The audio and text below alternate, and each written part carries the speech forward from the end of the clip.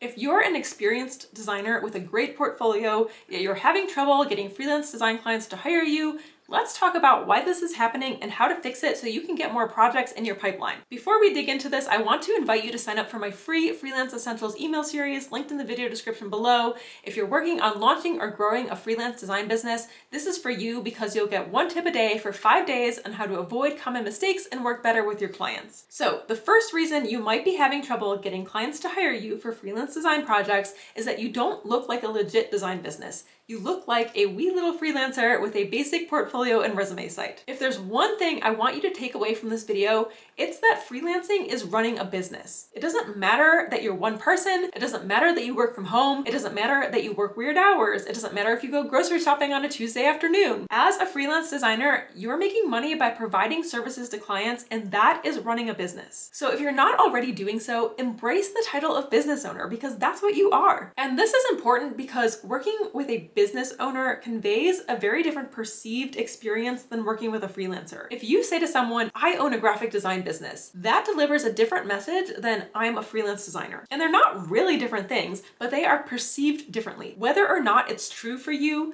freelancing tends to carry a connotation of someone who is rather carefree, desperate for work, will take any project that comes their way, maybe doing their work on the side of their full-time job, not super organized, easy to push around. But when you say, I own a design business, that carries a connotation of someone who is legit, professional, and seriously invested in the services they're offering to clients. So to go back to my original point, calling yourself a business owner is step one. Step two is making sure your website reflects that. Designers who apply to agency jobs typically have a website that is a grid of portfolio projects on their homepage. They have an about page with their resume, and then maybe a contact page with a basic contact form. And that works great if you're trying to get hired by an agency, but not when you're working one-on-one with clients. I want you to put yourself in the shoes of someone who is looking to hire a designer. What information do you think they would be looking for before they inquire? Also, imagine yourself looking to hire another business. If you wanted to hire an attorney, a copywriter, a plumber, anything else, what information do you feel like you need to feel comfortable enough reaching out to inquire? Let's imagine a specific example. Let's say that you're looking to hire a brand photographer for your design business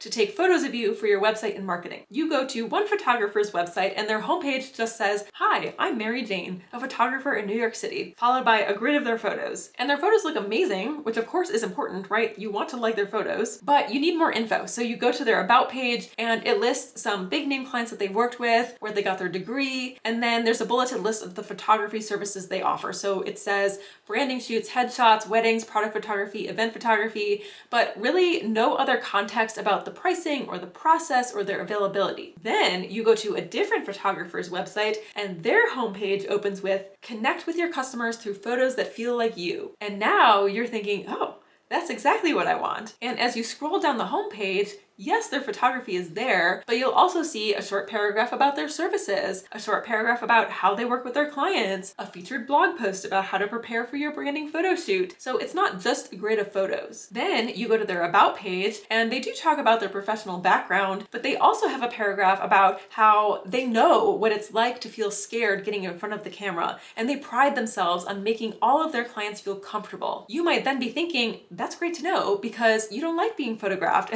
and that's something you are anxious about. So you're already feeling comfortable about hiring this person before you've even talked to them. Then you head over to their services page and it outlines 2 specific types of photography that they offer. And for each, it explains the process. For branding photography, they say you're going to fill out a questionnaire, and on the day of your shoot, we'll do this, and it'll take 2 weeks to get your photos. So can you see how the second photographer feels so much more like a legit business? It really feels like they know what they're doing, and you can get so much more information about what it will be like to work with them. And that's what you need to do on your website for your design services. Your potential clients need to get a sense that they're looking at the website of a design business. Okay, let's move on to the second reason design clients aren't hiring you. This one goes hand in hand with what we just talked about, and it is that your services aren't clear. Transparency builds trust. If people can't get enough information about exactly what you offer, what your process is, how much it costs, they're more likely to inquire with someone else, even if you have a great portfolio. When it comes to your services, you want to paint a picture of the experience that the client will have working with you. So for example, you might outline a 5-step process that will apply to pretty much any type of design project you take on. So it might say, step 1, schedule a consultation call to talk about your project. Step 2, book your project and we'll have a kickoff meeting. Step 3, receive your design proof, and so on. Another option is to clearly outline packages for the core services you offer. This is what I do and what I find works very well for most of my colleagues as well. So for example, if the main services you want to offer are branding and web design, you might have a section for each of those on your services page, and for each one you can talk more in depth about what that process looks like and what's included for most projects. When you share all of this information on your website,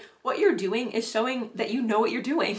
You have a process, you have a plan. When a client can get a sense of what it will be like to work with you, that builds trust in your design business and people are more likely to inquire. And along with this, I'm also a huge advocate for sharing your pricing transparently on your website. I have done a lot of research on this and participated in a lot of conversations about this, and the consensus always is people are much more likely to reach out to you when they know approximately how much your services cost. And if you're thinking, well, it depends on the project, every website isn't going to cost the same, that's fine. There are a couple solutions for this. You can give a starting price or a price range and add a disclaimer that says every project is different and will be custom quoted. But with this, people can at least see your minimum cost so that they can know if you're even remotely within their budget. Based on the polls I've done about this and the conversations I've had, people are much less likely to inquire with someone if they have no idea what is even a ballpark price. All right, so let's say you've adjusted your website to feel like a business, you've outlined your design services and process, but clients still aren't hiring you. Another thing you may need to work on is communicating why they should hire you. There are a lot of designers with excellent portfolios that offer essentially the same services. There are only so many ways you can build a branding package. So there's going to be a lot of crossover between designers. So why should the client hire you? Something that can help you here is focusing on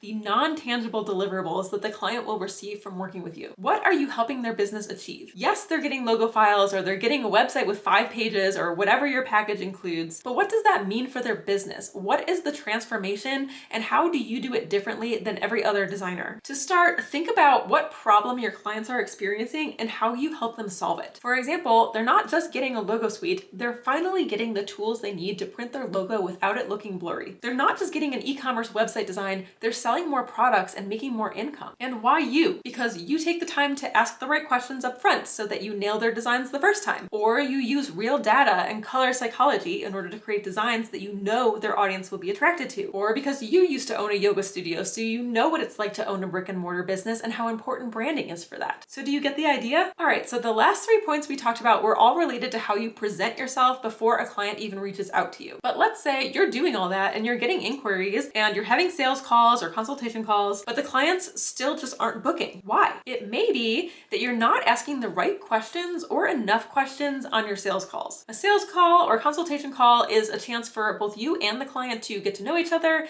ask questions, and get a vibe check to see if you think you'll be a good fit for each other. This is where you get to check for red flags, and you also get to learn more about the client's project so that you can send them a proposal or a quote. So some of the questions you're probably asking are things like, how many website pages do you need? What is your deadline? What is your budget? Logistical things like that to give you more information about the literal project deliverables and timeline. And those are important, yes, but they're not actually the most important things. If all you're asking about is project logistics, you're missing a huge opportunity to build trust and credibility with clients, and that could be why they're not hiring you. You're focusing too much on the literal deliverables and not enough on how you're going to help the client solve their problem or achieve their goals. One of my favorite questions to ask clients on a consultation call is, what are you hoping this project will help you accomplish? This is a very thoughtful question that prompts the client to tell you what their goal is, what they hope the outcome of the project will be. When you ask this, it conveys that you are not just invested in the transaction of the design project,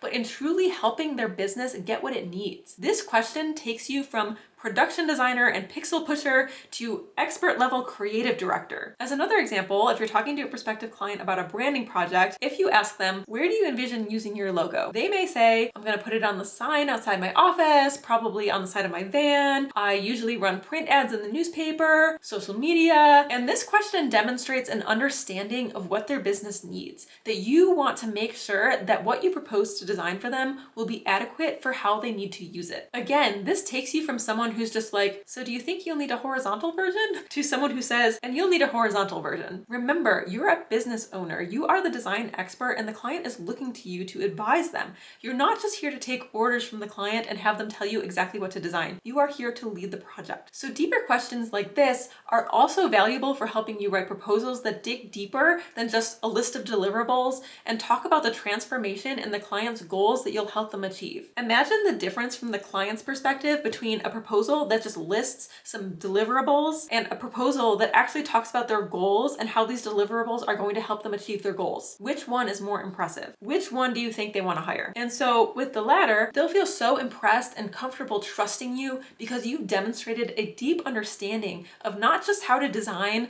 but how to design in a way that will solve their problem. All right, we've reached the last reason that design clients aren't hiring you, and this is the easiest one to fix. And this one is you're not following up with your leads after you send your proposals. I will be sharing a future video diving deeper into how to not get ghosted, but in general, if you're not following up with leads at least 2 to 3 times, you need to start doing that. I am willing to bet it will significantly increase the number of clients that hire you. If you respond to an inquiry and ask them if they want to have a consultation call and they never get back to you or never book a call, follow up. Once you send a proposal, if you don't hear from that client after a week, follow up. People get busy, people forget, sometimes they just need a little nudge, and if you are not proactive, another designer will be. Furthermore, following up demonstrates a genuine interest in working with the client. It's not annoying, it shows that you communicate well, you stay on top of things, and you want the project, so don't be afraid to check in with people. All right, before you go, be sure to sign up for Freelance Essentials at the link in the description below. You'll receive 1 email a day for 5 days with tips for strengthening your design business and working better with your clients. And give these adjustments a shot to help you book more design clients. Let me know in a comment which one you're going to work on first, and be sure to hit subscribe to get notified of future videos on this topic. See you next time.